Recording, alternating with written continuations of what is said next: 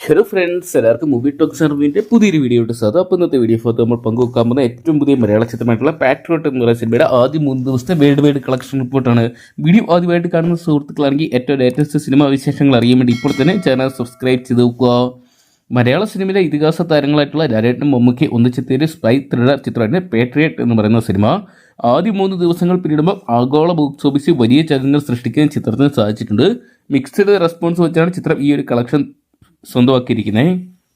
ലാലേട്ടൻ, മമ്മൂക്ക, ഫഹദ് ഫാസിൽ, കുഞ്ചാക്കോ ബോബൻ, നയൻതാര തുടങ്ങിയ കേന്ദ്ര കഥാപാത്രമാക്കി മഹേഷ് നാരായണൻ അണിയിച്ചൊരുക്കിയ ചിത്രത്തിന് സമ്മിശ്ര അഭിപ്രായം മാത്രമാണ് പ്രേക്ഷകർക്കിടയിൽ നിന്ന് സ്വന്തമാക്കാൻ സാധിച്ചിരിക്കുന്നത്. എന്തൊക്കെയാണ് 2 ബിഗ് ഗംസിനെ കൈ കിട്ടിയിട്ടും വലിയൊരു മാസ് എലമെൻസ് കൊടുക്കാത്തത് ആരാധകർക്ക് ഒരു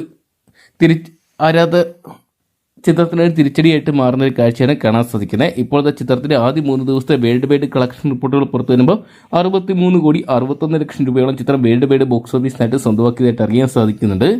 എന്തൊക്കെയാണ് ചിത്രം ഇനി 100 കോടി നേടുമെന്നാണ് സിനിമാ പ്രേമികൾ ഉറ്റുനോക്കിക്കൊണ്ടിരിക്കുന്നത്. വർക്കിംഗ് ഡേയിലോട്ട് കടന്നപ്പോൾ തന്നെ ചിത്രത്തിന്റെ കളക്ഷനിൽ നേരിയ ഇടിവ് നമ്മൾ കണ്ടതാണ്. എന്തൊക്കെയാണ് ബുക്കിങ്ങിലും വലിയ ചലനങ്ങൾ ചിത്രത്തിന് സൃഷ്ടിക്കാൻ സാധിക്കുന്നില്ല.